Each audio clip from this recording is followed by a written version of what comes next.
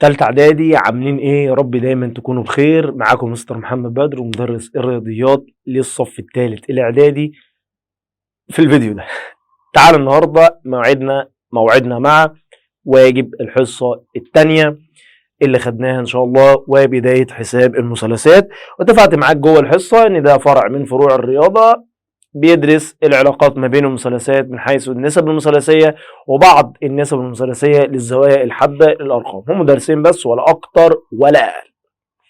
زي ما اتفقت معاك برضو وتعودنا يا شباب، قبل ما نخش للواجب لازم نذاكر الملزمة بتاعتنا كويس، نراجع على السبورة اللي المستر قالها مرة واثنين وثلاثة، أهندل الدنيا كلها كده وظبطها. بعد كده ابتدي نحل الواجب. تعالى مع بعض، يلا كوبايه القهوه الجميله بتاعتك، النسكافيه، الشاي اللي انت بتشربه عادي، حتى لو ميه ساقعه مش مهم، ويلا نبدا. واقفل تليفونك لو حضرتك بتتفرج يعني من حاجه تانية.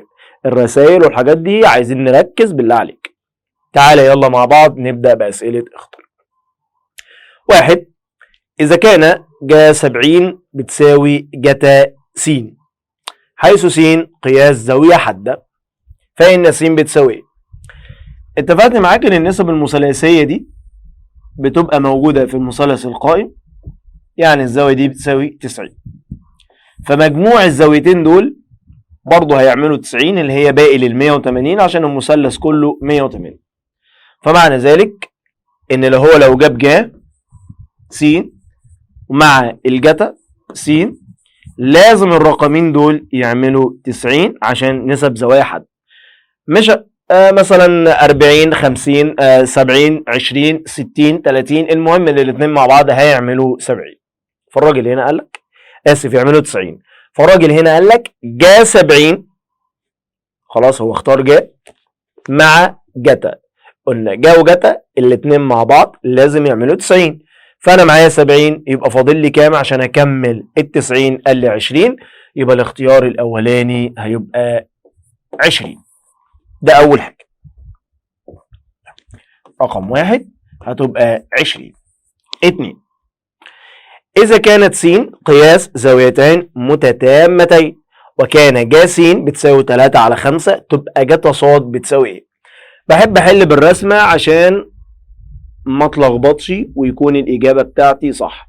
هنا س هنا ص وهنا أي رمز أيا كان عين. فهو بيقول لي جا س اللي هي طبعا مقابل على وتر، فادي المقابل وادي الوتر 5.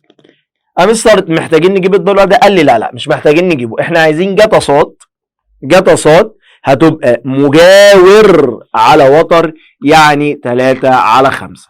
يبقى جا س هو مديها لك مقابل على وتر وعايز من حضرتك جتا ص، فالجتا اللي هي يا شباب وحفظناها مجاور على وتر يعني 3/5، يبقى الجا س هي الجتا س جتا ص. في المثلث أ ب ج القائم الزاوية في ب يكون جا أ زائد جتا ج بتساوي ايه؟ قال لي حاضر. تعالى نرسم المثلث بتاعنا برضو. رسمنا المثلث جميل. قال لي هنا ب، حلو الكلام، ادي أ ادي ج. من غير ارقام تعال نجيب جا أ اللي هي مقابل على وتر. اسم المقابل ايه؟ اسم الضلع يعني ب ج، على الوتر اسمه ايه؟ قال لي أ ج. مش جتا ج اللي هي مجاور على وتر، اللي هي برضو ب ج على أ ج. فالاتنين دول مع بعض لما اجمعهم يدونا 2 جا أ، يعني نفس القصة دي. 2 جا ج، لا لأن جا ج أ ب على أ ج مستحيل تبقى جا ج. 2 جا ب، مفيش طبعا جا ب عشان الب زاوية قايمة. 2 جتا أ، جتا مجاور يعني أ ب، فبرضه غلط. يبقى ممكن جا أ زائد جتا ج. لو بصيت دي زي دي فالاتنين هيساووا لإما 2 جا ألف أو 2 جتا جيم، يعني بتساوي دي مرتين. طب ايه اللي موجود في الاختيارات؟ اللي موجود في الاختيارات 2 جا ألف. 2 جا ايه؟ ألف. هو ده اللي موجود في الاختيار. يعني يا شباب بالبلدي كده بتساوي دي كم مرة؟ مرتين. بتساوي دي كم مرة؟ مرتين. بص كده، ب ج على ألف ج، ب ج على ألف ج، يعني بتساويها كم مرة؟ مرتين. بتساويها كم مرة؟ مرتين. ماشي، فهمنا الإجابة بتاعتها. واحدة واحدة كده. كل سؤال في الإختر محطوط إن حضرتك تفكر وليس إن حضرتك تجاوب كده وخلاص. لازم تفكر جزء جزء، واحدة واحدة. السؤال رقم 4. لأي زاوية حادة ألف بيكون ظا ألف على إيه؟ احفظ دي دايما، إن الظا جاء على جت. الظا جاء على جت. تاني، الظا هنحفظها ايه؟ جاء على جتا. جاء اللي هي جايه من المقابل، وجتا اللي هي جايه من المجاور. مش انت كنت بتاخد ان الظا، او خدنا ان الظا مقابل على مجاور، فالمقابل جاي من الجاء والمجاور جاي من الجتا، فكده حضرتك هتبقى جاء على جتا. احفظها لأي زاوية. يبقى الاختيار بتاعك أين واحد؟ جاء على جتا، اللي هو الاختيار الثالث. هيبقى مستر جاء ألف على جتا ألف لنفس الزاوية. لأي زاويتين حادتين س وصاد إذا كان جاء ألف بيساوي جتا ب. جاء ألف هي جتا ب، عشان زاويتين مختلفين يعني. فإن قياس زاوية ألف زائد قياس زاوية ب بتساوي إيه؟ مستر دول زاويتين حادتين. حلو. إذا كان زاويتين حادتين س وصاد، جاء ألف هو على فكرة سمى الزاوية جوه يعني. بص كده عشان ما تتلخبطش يعني. أدي س، أدي صاد، دي عين مثلا، عشان ما تتلخبطش يا مستر إيه الحروف دي؟ يعني هو مسمي دي ألف ومسمي دي ب قصده يعني. فبيقول لك جاء ألف يعني هتبقى مقابل على وتر، وجتا ب اللي هي مجاور على وتر، فالاتنين واحد يا مستر. الزاويتين دول ملناش دعوه بالزاويه القايمه بقى. الزاويتين دول لما اجمعهم لازم يعملوا كام؟ قلت لي هيبقى باقي ال 180، يعني هيعملوا 90. طب ليه باقي ال 180؟ عشان مجموع قياسات زوايا المثلث الداخلي لأي مثلث هتساوي 180. فلازم طالما يقول لك زاويتين حدتين اعرف وتأكد ان هم لازم يبقوا 180. ماشي. سؤال رقم 6 والقبل الأخير في الإخطر. إذا كانت زاوية ألف وزاوية ب زاويتان متتمتان يعني عاملين كام؟ 90. حلو الكلام. فإن جاء ألف بتساوي 4/7 تبقى جتا ب. خلاص اتفقت معاك، جاء وجتا لزاويتين مختلفتين بيساوي بعض. تاني، جاء وجتا لزاويتين مختلفين بيساوي بعض. يعني جاء أحمد بتساوي جتا إبراهيم، جا فوزي بيساوي جتا فوزية. طالما عكس بعض هيبقوا بيساوي بعض، يعني الجا والجتا اخوات كده، شق الشق. فكده دي 4/7، يبقى دي برضه هتبقى كام؟ 4/7 عشان دول اخوات شق الشق. إذا كان مثلث ألف ب ج قائم في ب، فإن جا ألف زائد جتا ألف بيساوي إيه؟ ماشي. تعال نشوف، نرسم المثلث اهو. ادي الف، ادي ب، ادي ج. تعال نحط ارقام من عندنا، مثلا دي 5، دي 4، دي 3، دي 4 اهو. ونجيب ج الف، ج الف تساوي كام؟ مقابل على وتر 3/5. انا بدي ارقام افتراضيه عشان افهم. طب جتا الف، جتا الف مجاور على وتر 4/5. ماشي، خلاص كده تمام. اجمع الاتنين دول مع بعض، 3/5 زائد 4/5. سلام، تسلم لي حبيبي. اتفضلوا معانا يا شباب. لا مش هدي لحد. اجمع دول 9/5. ده مثال. على فكره لو خدت اي رقم برضو مش هتلاقيهم، مش هيجيبوا واحد ابدا. المهم اي كسر 9/5. لو مسكت الآلة مثلا بتاعت حضرتك وقلت مثلا 9/5 دي على الآلة مثلا يا مستر تساوي كام؟ نمسكها اهو 9 كسر بقى 9/5. دوست يساوي، دوست سيد، قال لي 1.8. حلو. 1.8 ده خلاص دول كده مع بعض عملوا 1.8. فهو عايز الإجابة. هل لما نجمع الجا ألف والجتا ألف مع بعض يساوي 0؟ لا. طب هيساوي 1؟ مستحيل. امتى يساوي 1؟ لو دي تربيع ودي تربيع تأكد انها لازم تكون 1. يعني لو جات لي يا مستر تربيع يبقى ده بالإجابة 1، هتطلع 1. طب بتكون أصغر من 1؟ قال لي لا.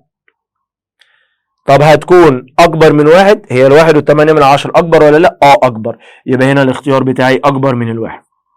طب عندي سؤال ليك يا مستر. نعم. هو أنت لو غيرت الأرقام دي هل الإجابة هتبقى برضو أصغر من 1؟ هقول لك يا عم ولا تزعل نفسك، تعال نجرب. نخلي دي 10 ونخلي دي 8 ونخلي دي 6. يلا نفس الطريقة. جا ألف مقابل على وتر. المقابل هيبقى كام؟ اللي مقابل على وتر اهو. كام على كام؟ 8/10. طب الجتا يا مستر قال لي الجتا مجاور على وتر. مين المجاور؟ 6/10. هو قال لي اجمع الاثنين 8/10 زائد 6/10. هاخد مقام 1. 8 و6 كام؟ 14 على 10 يعني 1.4. برضو طلعت اكبر من الايه؟ من 1. يبقى خلاص خدها قاعدة بقى. جا ألف زائد جتا لنفس الزاوية يبقى الرقم اكبر من 1. لو عكس او تربيع يبقى هنشوف الاجابة طالعة ازاي. دي الاختيارات بتاعتنا. راجع على اختياراتك كويس قوي، شوف اجابتك صح ولا غلط، وبعد كده صحح لنفسك قبل ما تجيلي الحصة وتشوف الامتحان. 20 3/5 2 جا ألف، جا ألف على جتا ألف 90 4/7 وأكبر من 1. بكده قدرنا نخلص أول حاجة عندك والاختيارات. أنا ماشي معاك واحدة واحدة، ما تزهقش مني. زهقت وقف الفيديو وروح شوف هتعمل ايه، اشرب أي حاجة، بعد كده ارجع مرة تاني. عايزين نحل الجزء التاني. سؤال أكمل نسخن بيه إن الجاه والجتا والظا. طبعا نبتدي كده مع بعض الأول. صغر بس دي شوية. أول حاجة تعالى نشوف أو نراجع القصة بتاعتك. راجع كده معايا. جاه الأول، راجع كده معايا. الجاه إيه على إيه؟ مقابل على مجاور. غلط ولا صح؟ غلط يا مستر. أمال إيه؟ طب سمعني الصح. جاه إيه على إيه يا فوزي؟ قال لي جاه يعني مقابل على وتر. طب جتا مجاور على وتر. طب ظا مقابل على مجاور. طب تعالى نكتبه يلا تاني. جاه عشان نعرف نحل بيها. مستر مقابل على ايه؟ على وتر. ماشي. طب جتا ايه على ايه؟ قال لي مجاور على ايه؟ قال لي مجاور على وتر. ماشي. طب الظا ايه؟ قال لي مقابل على مجاور. حافظهم؟ تعرف تحل. مش حافظهم مش هنعرف نحل سؤال. ماشي يا مستر. اول سؤال لازم نتاكد طبعا ان الثلاث اضلاع موجودين. هنا 3 4 في ضلع مش موجود، هجيبه بنظريه ايه؟ فيثاغورس. ده ضلع، ده وتر ولا ضلع؟ قال لي ده وتر. يبقى تعمل ايه؟ تجمع. يبقى ص س بتساوي جذر 3 تربيع زائد 4 تربيع. الناتج بتاع حضرتك 3 أس 2 4 أس 2، يبقى الناتج 5. يبقى المثلث طلع ب5. ماشي، نحط هنا المثلث قدامنا، ادي 5 وهنا 4 وهنا 3 وهنا ص س ع. عايز ايه الجدع؟ قال لي نمشي بالترتيب يا معلم. انا عايز النسب المثلثيه لصاد والنسب المثلثيه لس. يعني الراجل عايز جا صاد، عايز جتا صاد، عايز ظا صاد، عايز جا س، عايز جتا س، عايز ظا س. بالعقل كده يا صاحبي وامسك معايا العقل. جا صاد مقابل على وتر، ايوه برافو عليك، 4/5. جتا صاد مجاور على وتر، يبقى كام على كام؟ 3/5. ظا صاد مقابل على مجاور، المقابل 4 المجاور 3. لازم نكون حافظينهم يا شباب. وقلنا الوتر ما بيتغيرش، ثابت في مكانه. جا س، ادي س بقى، المقابل والمجاور هم اللي بيتغيروا، اما الوتر ما بيتغيرش. جا س مين المقابل؟ 3 على الوتر 5، يبقى 3/5. ماشي. جتا س، جتا س المجاور 4 الوتر 5. لو بصيت هتلاقي انهم عكس بعض هنا. ظا س، ظا س السين اللي هو مقابل على مجاور اللي هي هتبقى عكس دي، 3/4. 1 2 3 4 5 6. هحل معاك دي وهسيب لك الاربعه دول لان هم مش محتاجين حاجه، فحضرتك هتعرف تجيبهم بكل سهوله بنفس الطريقه جدا. نجيب دي برضو. هنا هيكون وتر مش موجود، يبقى نجيب الوتر. قلنا ربع ربع اجمع تحت الجذر، يبقى جذر اهو 15 أس 2 زائد 20 أس 2، يبقى الإجابة 25 سم. أرسم المثلث بتاعي الجميل. 25 15 20 أ ب ج.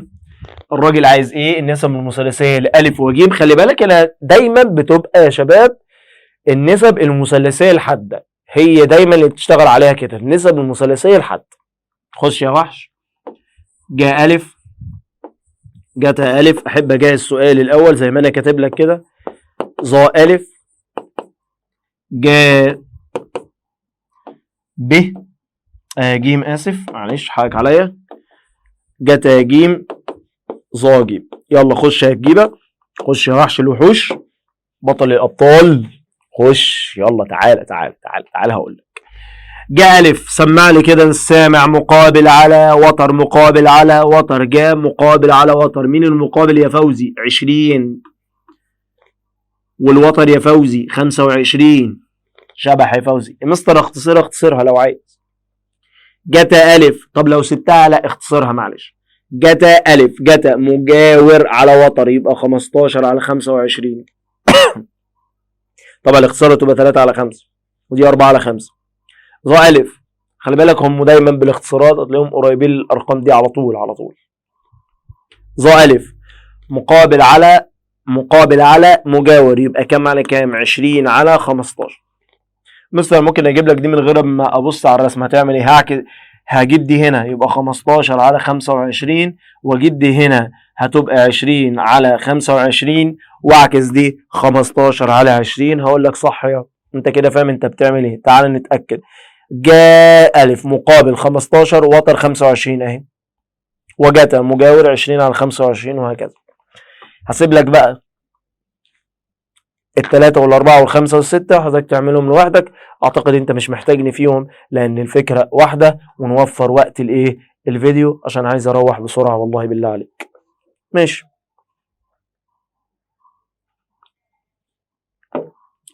اكتب كل من الزوايا الآتية بالدرجات فقط. علمتك بنمسك السؤال سؤال كده ومطلع الآلة بتاعتنا. يلا جاهز آلتك يا معلم؟ أنا معايا آلتي على التليفون بقى، أنت معاك آلتك في حتة تانية أو حاجة. تمام. فهنشوف الدنيا إيه، هنشتغل عليها إزاي. طلع آلتك يا عم.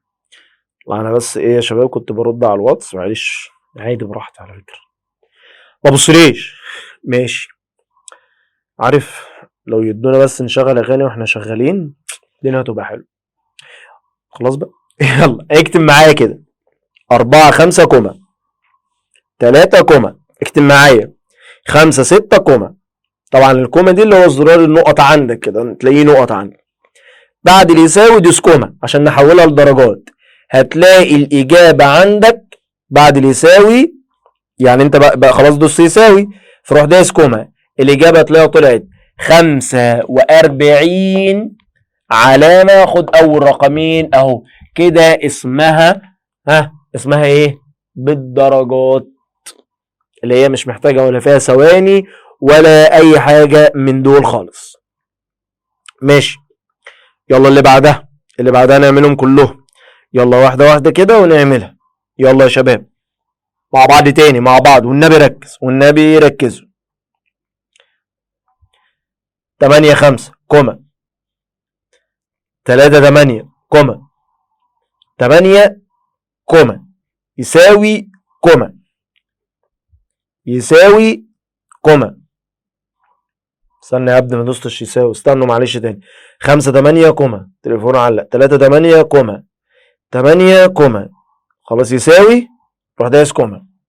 طلعت رقم 2 85 علامة 6 3. خد أول رقمين بعد العلامة. يلا 3، ركز بقى.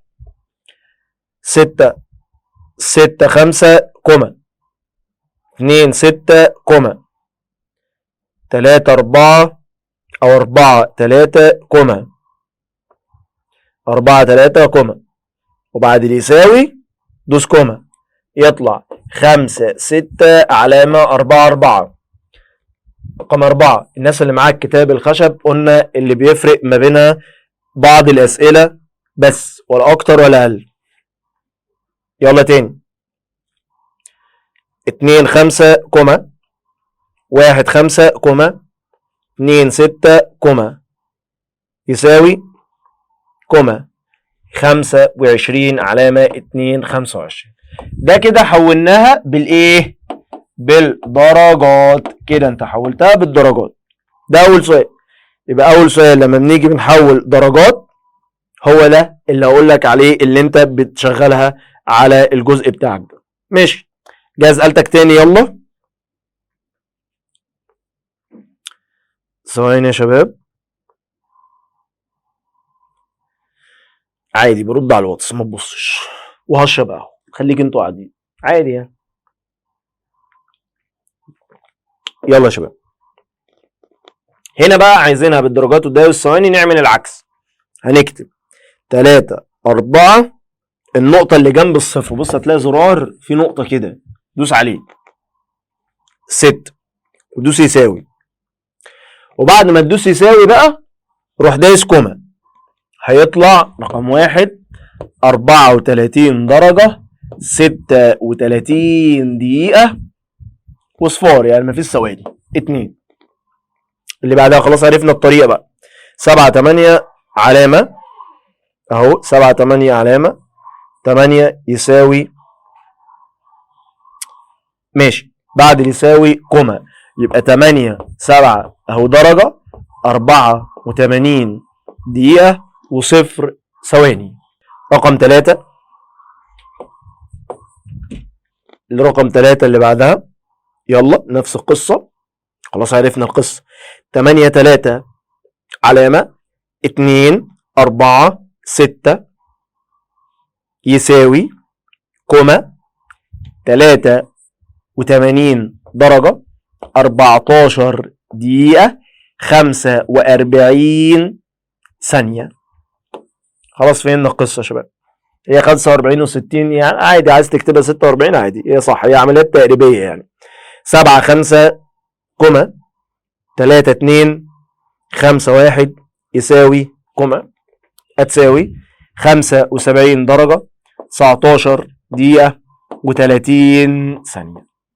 كده احنا حلينا الجزء بتاع ازاي نحول السؤال بالدرجات، درجات فقط، وازاي نحولها بالقياس الستيني اللي هو اسمه بالدرجات والدقايق والايه والثواني. ده اسمه بالقياس اهو، ده كده اسمه بالقياس ايه وحش الستيني. ممتاز. تعبت وقف استريح شوف وراك ايه، بعد كده ارجع كمل. مش مطلوب منك انك تتفرج على الفيديو كله مره واحده، انت بتراجع على الواجب يعني ما يعطلكش. المفروض انك ايه بتقسم الدنيا بتاعتك ماشيه ازاي، ده اللي عليك. انا مش عايز حد يبقى قاعد مخنوق متضايق زهقان متفرج بقى ومتقدر. احنا عايزين نحب الرياضه مش نكرهها والله، يعني انا عايزك تحبها مش تكرهها.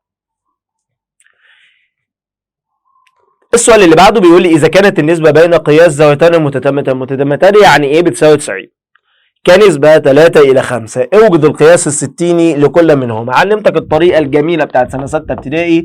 حضرتك بنكتب هنا الأولى إلى الثانية إلى المجموع، اللي هي الزاوية الأولى يعني إلى الثانية إلى المجموع. الأولى 3 الثانية 5 مجموع دول كام؟ 8. هو قال لك متتمتان يعني 90. هنسمي الأولى س ونسمي الثانية ص ونحل عن طريق المقص. أخبي إيديا كده واكتب 3 في 90 على 8 لما أجيب س. أخبي إيديا كده 5 في 90 على 8 لما أجيب ص. يبقى أنا عايز س هتبقى 3 في 90 على 8، والناتج اللي يطلع أدوس بعده كوما عشان إحنا بنحوله للدرجات والدقايق والثواني. صاد هتساوي كام يا وحش؟ 5 في 90 على 8 وأكمل القصة دي اهي وهكذا. وصلت؟ وصلت. خش على اللي بعدها. إذا كانت النسبة بين قياس زاويتين متكاملتين يعني كام المرة دي؟ 180. برضه هتبقى نفس القصة، دول زاويتين بس، يبقى الأولى إلى الثانية إلى المجموع. الأولى كام؟ قال لي الأولى 5 إلى 7 مجموعهم كام؟ 5 و7 كام؟ 12. هنا يا مستر 5 يبقى هنا اشتغل بقى، هنا هسميها س ودي هسميها ص. مجموعهم كام؟ قال لي متكاملتان يعني 180. نفس القصة برضو، عايز س هتبقى 5 في 180 على ال 12. عايز صاد هتبقى 7 في 180 على ال 12. اوعى تنسى تدوس كوما عشان انت بتحولها بالقياس الستيني الا وهو القياس بالدرجات والدقايق والثواني. ماشي. إذا كانت النسبة بين قياس الزوايا الداخلة لمثلث 3 و4 و7 اوجد القياس الستيني لكل زاوية. المرة دي أنا بديك كام زاوية؟ 3 زوايا بس. المرة دي 3. يبقى هنا الأولى إلى الثانية إلى الثالثة إلى المجموع. كام يا معلم؟ 3 4 إلى 7. 3 و4 7 و7 14. المجموع قال لك مثلث، يبقى المثلث كام؟ 180. ممتاز. سمي الأولى س، أسمي الثانية ص، أسمي دي عين براحتك، ألف ب ج براحتك، اللي أنت عايزه يعني، سمير شهير بهير برضو براحتك، اللي أنت شايفه اعمله. نفس القصة، عايز س يبقى 3 في 180 على 14. عايز ص 4 في 180 على 14. عايز عين 7 في 180 على 14. واوعى حضرتك تنسى برضو الكوما. حلو يا وحش. خلصنا من الفكرة دي، نشوف الفكرة بتاعت السؤالين دول عشان نختم الصفحة. اثبت ان جتا ج في جتا ب ناقص جا ج. خلي بالك طالما ما بيكتبش حاجة كده اعرف انها علامة في. واضحة؟ واضحة. ماشي. امسك المثلث اتاكد هل الثلاث اضلاع موجودين ولا مش موجودين. قال لي مش موجودين. حلو، يبقى في ضلع مش موجود. الضلع ده قدام ايه؟ قال لي قدام الوتر. حلو، طالما قدام الوتر يبقى قدام الزاويه القايمه يبقى ده عباره عن وتر. طالما قدام الزاويه القايمه يبقى ده ايه يا شباب؟ ده وتر. حلو، الوتر بنعمل ايه؟ حفظتك في الكورس. قال لي الوتر يا مستر هو عباره عشان نجيبه ربع ربع اجمع تحت الجذر. شطور. يلا نجيب بقى. يبقى الب ج اول حاجه نعملها الب ج هتبقى جذر كام يا معلم؟ قال لي 20 تربيع زائد 15 تربيع الناتج 25. بس. ماشي، نرسم المثلث بتاعك اهو. ادي ا ادي ب ادي ج 15 25 اللي جبناها 20. نحل على طول بقى عشان احنا ناس شاطره وجامده جدا جدا جدا جدا وما بنحبش نتكلم عن نفسنا يا مستر عشان الغرور. ده الطبيعي. اثبت يبقى في طرف ايمن. ننادي على اخوك ايمن. خد يا ايمن. نعم، عايز ايه؟ تعالى والنبي حل لي السؤال ده. حاضر. ادي ايمن يا سيدي. جتا ج اجي عند ج واقف اهو. وقفت عند ج اهو كده، انا واقف عند ج. الجتا ايوه مجاور على وتر. مين المجاور اللي جنبها؟ 15 على الوتر اللي احنا جايبينه اللي هو قدام الزاويه القايمه من غير ما تفكر 25. جميل. في جتا ب اهي. ادي ب وقفت عند ب. مين اللي جنبك يا ب؟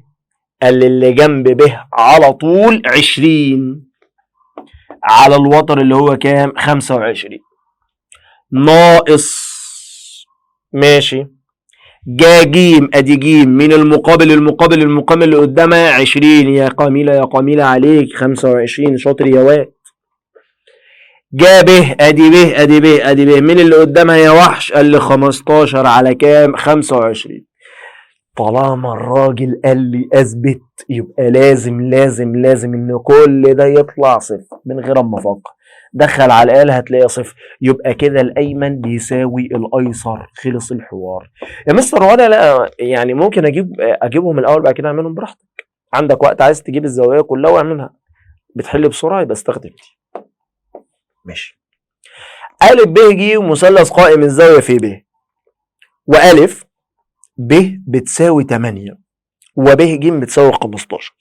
اكتب ما تساويه كل النسب الآتية: جا ج وجتا أ وجتا ج وظا ج. ماشي يا وحش.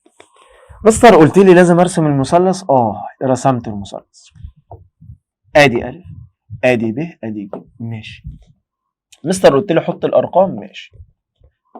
مستر قلت لي اتاكد ان كلهم موجودين. قلت لك الوتر يا مستر مش موجود. يلا يا وحش خش هاته بسرعه. يبقى أ ج بتساوي 8 تربيع زائد 15 تربيع. حلو الكلام. قال لي الناتج هيطلع 17. يبقى دي 17. وتعالى نتاكد بالاله بتاعي. نمسك الاله القمينه الصغيره وهنعرف. هتلاقي برضو ان نفس القصه اهو. يلا يا وحش الاوحش. يلا يا جبل الاجبال. برنس البرانيس. 8 تربيع اهو. 8 تربيع زائد 15 تربيع بيساوي 17. عشان انا جامد فجبتها من غير آلة.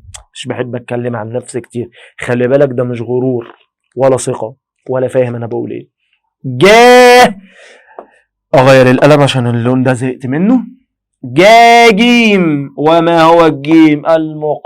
المقابل على ايه؟ الوتر. ادي جيم. مين المقابل؟ 8. مين الوتر؟ 17. خش وحش على اللي بعدها بسرعه ورانا مواعيد. جتا أ جتا مجاور كام؟ 8 على كام؟ 17. ايه ده؟ دول اخوات طبعا زوايا مختلفه وعلمتك.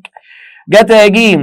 جتا جيم كام؟ 15 على كام؟ 17 يا مستر عشان وتر شبح الاشباه. مستر ظا جيم هتطلع زي لا يا وحش ده مش مختلفين يا عبيط. مقابل كام؟ 8. مقابل الجيم 8.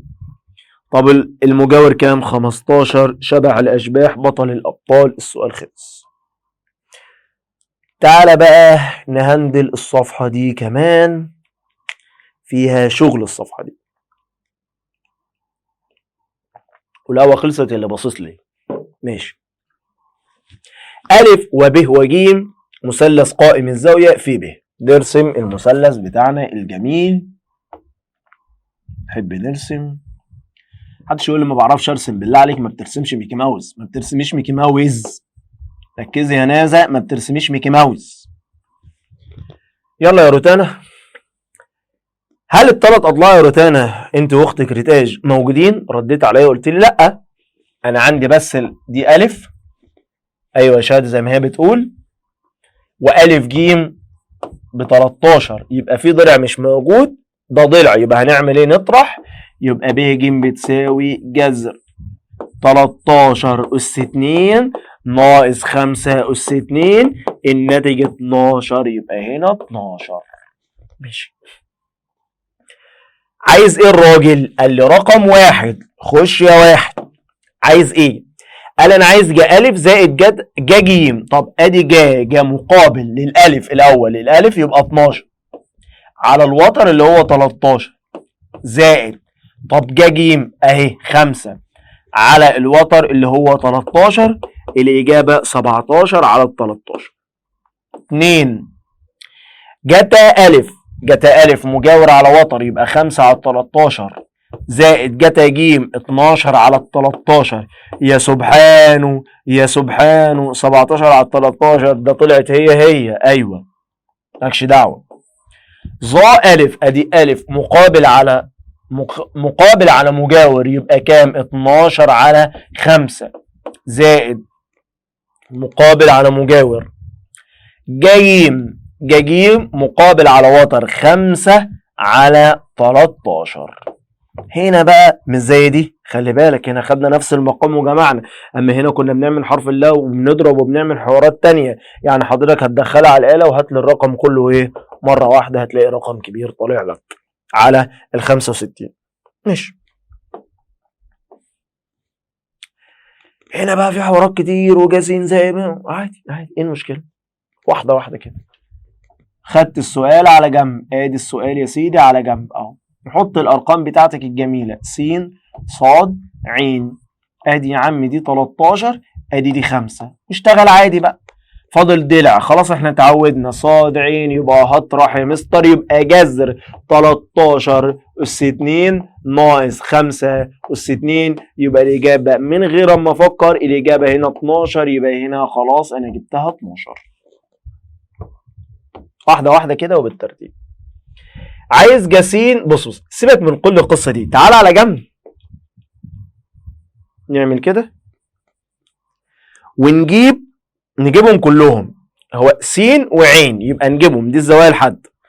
يعني اللي انا اقصده هات جاسين، هات جتا س، هات ظا س، هات جا عين، هات جتا عين، هات ظا عين، وبعد كده حل. جاسين مقابل على وتر 12 على 13، جتا مجاور على وتر، ظا س مقابل على مجاور، جا عين مقابل على وتر، جتا عين مجاور على وتر، ظا عين مقابل على مجاور. جبتهم خلاص كده انت خلصت. ليه؟ كل اللي جاي سهل طالما عملت دي. جاسين، فين جاسين؟ اهي 12 على 13. في جتا عين، فين جتا عين؟ اهي جتا عين 12 على 13 زائد جتا س، فين جتا س؟ جتا س اهي 5 على 13 في جا عين، فين جا عين؟ جا عين اهي 5 على 13، والناتج اللي يطلع يا عم مفيش اي مشكله. 2 جتا س، جتا س 5 على 13 اهي 5 على 13 جتا عين، فين جتا عين؟ جتا عين اهي 12 على 13 ناقص جا س، فين جا س اهي 12 على 13 في جاعين، ادي جاعين اهي 5 على 13 والناتج اللي يطلع لي يعني دول لما بتجيبهم بتسأل عن نفسك السؤال اصلا. 3 2 في جتا س، فين جتا س اهي 5 على 13 في ظا س 12 على 5 ناقص جاعين اللي هي 5 على 13 واي ناتج يطلع. 4 1 زائد ظا تربيع س، فين الظا ظا اهي 12 على 5 بس تربيع كده وهكذا. فالسر يا شباب في الجزئيه دي، يعني انت لو جبت دول على جنب اصلا كده، يعني عملت الصفحه كده وكنت جايبهم على جنب كان كل السؤال ده اتحل. انت شفت السؤال اتخضيت، لا هو السؤال عبيط لحد الان، كل الاسئله الحمد لله ماشيه سهل. ماشي يا مستر رسمه اقليدس، شاطر كده، انت بدات توعى ان اقليدس بقى موجود معاك في حساب المثلثات كتير قوي. اهو بيقول لي في الشكل المقابل هو عايز ظا ب الف د، بص عايز دي، فهنا في ضلع، فلازم يعني بص اهم حاجه في المثلث ان كل الاضلاع تبقى موجوده. فيا مستر انا هرسم المثلث بتاعي وبعد كده اجيب الاضلاع كلها زي ما انت علمتني، وبعد كده اشوف الراجل عايز مني ايه. اهو 8 6. اول حاجه لازم القاعده تبقى موجوده، طبعا دي مثلث قائم او قايمه اهي، لازم القاعده اللي هو الوتر بالنظريه فيثاغورس يبقى موجود. يبقى اول حاجه بتعملها انت بتجيب ب ج هتبقى جذر 6 تربيع زائد 8 تربيع يبقى الناتج 10. يبقى الجزء ده كله كده على بعض، كله كده مع بعض كله 10. ماشي. بعد كده انا عايز اجيب دي بس لوحدها، يعني الب د كده الحته دي كده بس، الصفرة دي اللي انا رسمتها، عايز اعرف هي لوحدها بتساوي كام. اهي تاني اهو عشان الناس تاهت مني، اهي نرسمها بلون تاني اهو. الحته دي كده بس اللي هي ب د بتساوي كام؟ فاكر قلت لك دي ايه؟ جزء من القاعده. كنت بتجيبها ازاي؟ الضلع تربيع على القاعده كلها. عرفت قوانين اقليدس مهمه ازاي؟ ارجع لحصه الكورس واتفرج عليها تاني. يبقى دلوقتي انا بجيب ب د اللي هو جزء من القاعده، القانون بيقول الضلع تربيع يعني 6 تربيع على القاعده كلها اللي انا لسه جايبها 10، 36 على 10 3 و6 من 10، يبقى الجزء ده كده طلع 3 و6 من 10. مهمه والله العظيم نظريه اقليدس وبتسهل عليا الدنيا. عايز اجيب الجزء الثاني سهل بقى، 10 ناقص 3 و6 من 10 هتلاقي الناتج طلع 6 و4 من 10. تطرح الاثنين دول من بعض هتلاقي الدنيا معاك بقت كويسه جدا. اهو على طول كده تروح ماسك الاله، طبعا عشان الضلع كله طبعا 10، فتروح ماسك الاله بتاعت حضرتك اهو يا سيدي، 10 بقى زائد 6 و4 من 10، اسف ناقص 3 و6 من 10، قال لي الناتج 6 و4 من 10. ده عشان انا ايه؟ جامد يا مستر. ماشي. عايز بقى بالعقل ظا ب الف د، فين الزاويه اللي هو عايزها؟ عايز الزاويه دي، نغير القلم عشان تشوف. عايز الزاويه دي اهو، الحته دي الزاويه اللي هنا. ظا يعني مقابل على ايه يا معلم؟ اسمع، مقابل على مجاور. حلو. طب ده المقابل، طب المجاور يا مستر يلحق مش موجود اللي هو الف د. ايوه، يبقى انت كمان محتاج تجيب الضلع الف د. ايوه، ما انت لازم تجيب كل الاضلاع. يبقى الف د بتساوي، فاكر القانون الاسهل، ضلع في ضلع على قاعده، يبقى 6 في 8 على 10. 6 في 8 بكام؟ 6 في 8 ب 48 على 10 يعني 8 و4 من 10. طالما الاضلاع كلها موجوده، خلاص انت كده تعرف تحل. بالله عليك اهم حاجه الاضلاع. يبقى احنا جبنا اول ضلع اللي هو بيجيب القاعده كلها، جبنا ب د اللي هو جزء من القاعده، جبنا ألف د اللي هو المتوسط، كده تخليني أعرف علم. هو صعوبة السؤال في القوانين بتاعته إزاي تطلع الأضلاع. ماشي خلاص بقى كده. أول حاجة أنت عايزها اللي هي زاوية ب ألف د هتساوي المقابل 3.6 على المجاور 4.8. هي عادي تطلع كده؟ طبعا عادي. 2 عايز جتا د ألف ج. د ألف ج يعني بتكلم عن الجزء اللي هنا. جتا يعني ايه؟ مجاور مقابل، آسف، على مجاور، مقابل على مجاور، مقابل على مجاور. طبعا ال8 وال6 ملهمش لازمه معانا اصلا. مستر نعم انت بتقول غلط. ليه؟ مستر انت فوق قلت مقابل على مجاور، صح، لكن الجتا يا مستر الوتر. اقول لك صح، انت كده مركز معايا وفاهم. جتا مجاور اهو ال 4.8 بجيب ايه الاول؟ د الف ج الزاويه اللي فوق المجاور بتاعها 4.8 على الوتر اللي هو 8 زائد جتا د الف ب. جتا د الف ب اللي هنا دي، جتا د الف ب اللي هي نفس الزاويه اللي احنا كنا جايبينها من شويه. برضو جتا د اهي، د الف ب يعني الزاويه اللي فوق دي. جتا يعني ايه؟ مجاور على وتر، مجاور على وتر. طبعا ده الوتر، يبقى المجاور برضو كام؟ 4.8 والوتر بتاع حضرتك كام؟ 6.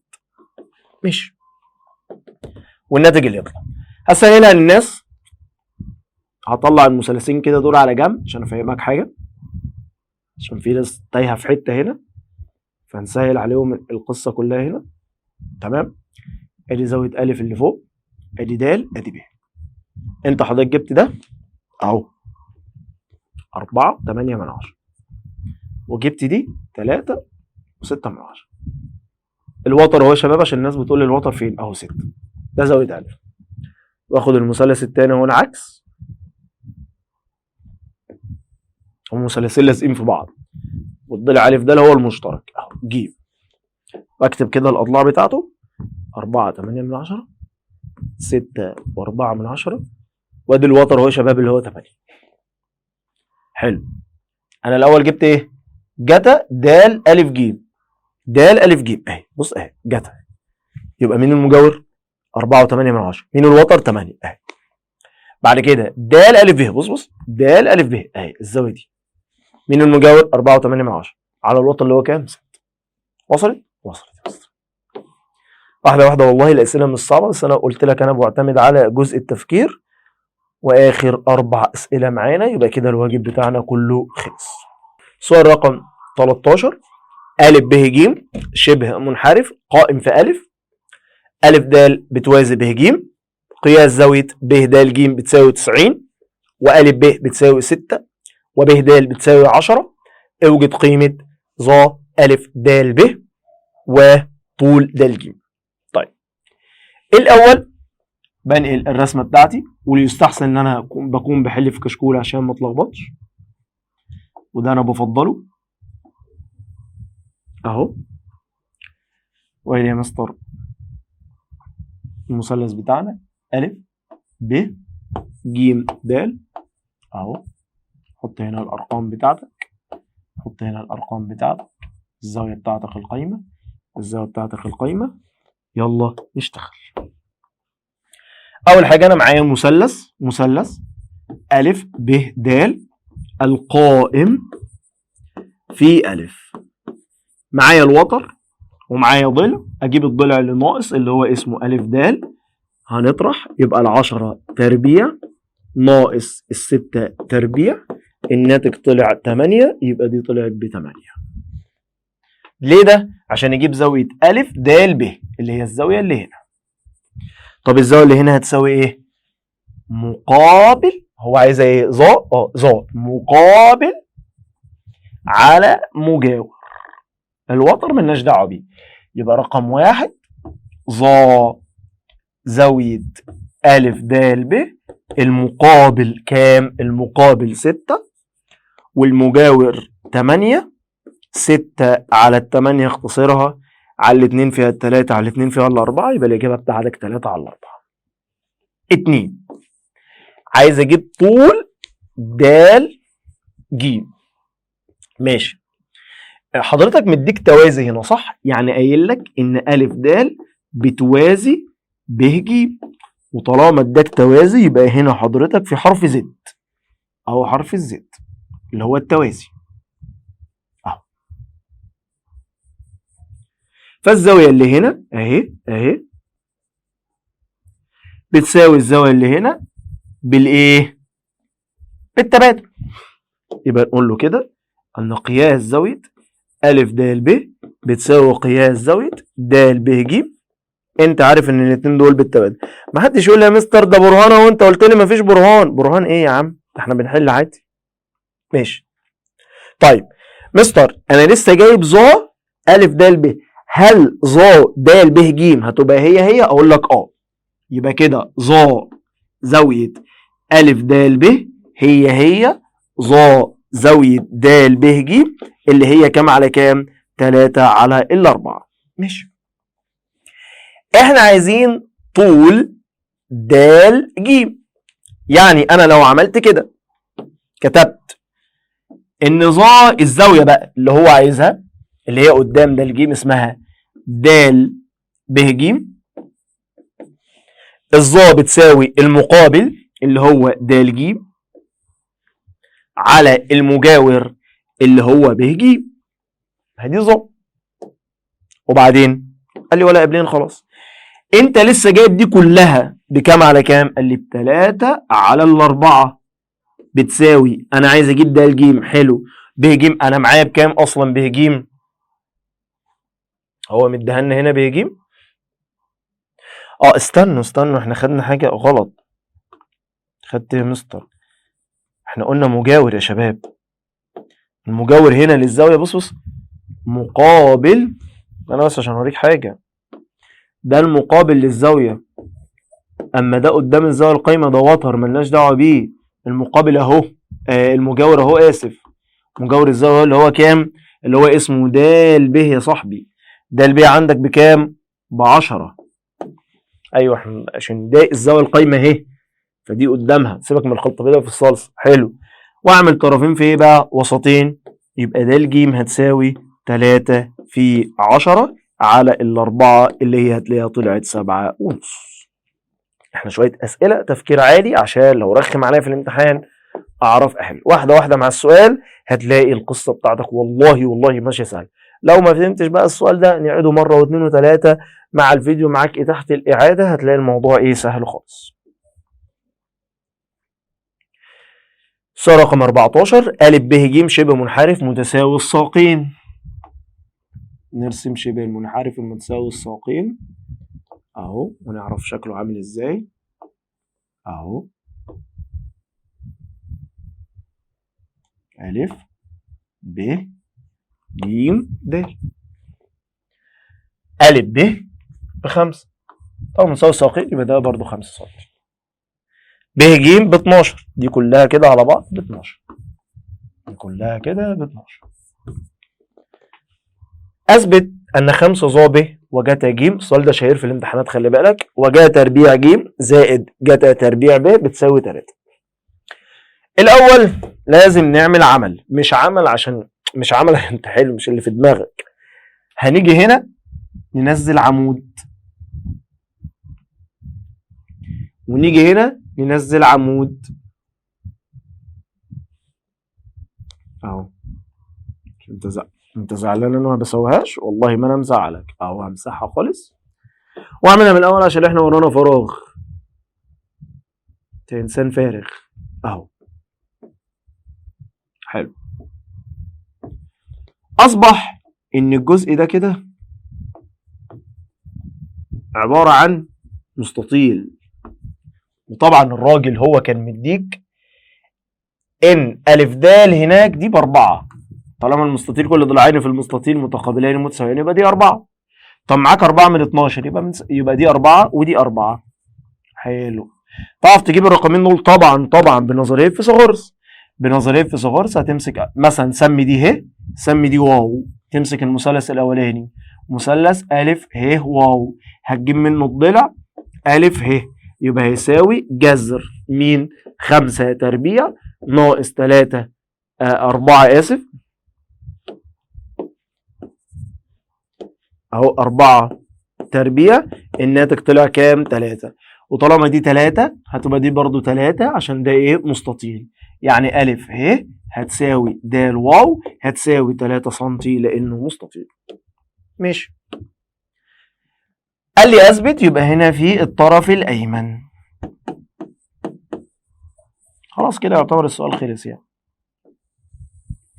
5 في ظا ب، ظا اللي هي مقابل على مجاور، ادي ب مقابل مقابل مقابل 3 مجاور 4، يبقى 3 على 4 في جتا ج، ادي ج جتا مجاور على وتر، يبقى كام على كام؟ 4 على 5 على جا تربيع ج، الجا مقابل على وتر يبقى 3 على 5، بس الراجل قال لك تربيع، زائد جتا تربيع ب، ادي جتا مجاور على وتر يبقى كام على كام؟ 4 على 5 بس الكل تربيع. هتدخل دول كلهم على الآلة يا صديقي هتلاقي الناتج طلع 3. يبقى سؤالك صح، سؤال مهم وحلو وخدناه كتير. أ ب ج مثلث قائم الزاوية في ب، فإذا كان 2 أ ب بتساوي جذر 3 أ ج وخدناه في الحصة، اوجد النسبة المثلثية الأساسية لزاوية ج. ماشي. نرسم المثلث بتاع حضرتك اهو. اهو أ ب ج، الراجل مديك نسبة 2 أ ب بتساوي جذر 3 أ ج، يعني أنا ولا معايا أضلاع ولا نيلة. اتفقت معاك بقاعدة خدناها ملهاش اسم واحنا سميناها. القاعدة بتقول ايه؟ امشي شمال ابوك يقفشك، ارجع يمين امك تطلع عينك. مفيش ضحك بقى. يبقى القاعدة بتقول ايه؟ امشي شمال في المسألة مش في الحقيقة، في المسألة مش في الحقيقة. امشي شمال ابوك يقفشك، ارجع يمين امك تطلع عينك. اهو امشي شمالي يعني ايه يا مستر؟ يعني اخد الضلع على الضلع الف ب على الف ج. ارجع يمين اخد الرقم على الرقم، يعني جذر 3 على 2. دي قاعده في الوحده الثانيه في الجبر. دي هتاخد اللي قصادها ودي هتاخد اللي قصادها، يبقى الف ب هتطلع بجذر 3 والف ج هتطلع ب2. اجيب دي بنظريه فيثاغورس هتلاقي الناتج ايه؟ 1. هات انت بقى جا ج جتا ج ظا ج وكمل سؤالك. اخر سؤال معانا في الواجب 16. تعبنا مع بعض في الواجب معلش، بس احنا عايزين نجيب درجه نهائيه فلازم نحل كل الاسئله على قد ما نقدر ونكون كويسين. ا ب ج ده المستطيل، يبقى هنا هاخد المستطيل بتاعي، ارسم المستطيل. ادي المستطيل بتاع حضرتك ا ب ج د مستطيل. طبعا قال لك ايه؟ ا ب ب5 دي ب5 يبقى اعتقد اللي قدامها ب5. ب ج ب12 دي ب12 هتبقى دي ب12. الراجل عايز ا ج، نوصل كده ا ج. طبعا المستطيل الاربع زوايا بتوعه قائمه، يعني دي قايمه ودي قايمه. حلو الكلام. يا مستر يبقى ده مثلث قائم، يبقى انا هشتغل في مثلث ا ب ج، هجيب منه الضلع ا ج وده مستر وتر، يبقى جذر 5 تربيع زائد 12 تربيع، الناتج من غير ما افكر 13. يبقى هنا الاجابه 13. ماشي. عايز ايه بقى؟ عايز هنا رقم 2. حاجات سهله قوي. جا ب ا ج، جا ب ا ج ب ا ج، يبقى دي الجا ايه؟ مقابل على وتر، المقابل كام؟ 12 على الوتر كام؟ 13 في جتا ب ج ا. جتا جتا يبقى مجاور على وتر، المجاور للجيم كام؟ 12 على 13 زائد جتا ب ا ج جتا يبقى اهو المجاور للالف 5 على 13. خلي بالك رمز الزاويه في النص فهو بيسال كده على زاويه كذا. جا ب ج برضو المقابل على، هاجي هتلاقي اعتقد الناتج هيطلع ايه؟ 1. بكده بنقول فينيش، الواجب بتاعنا خلص واحنا تعبنا مع بعض. خلاص بقى مفيش كلام، اشوفكم في حصة جديدة وواجب جديد، والسلام عليكم ورحمة الله وبركاته.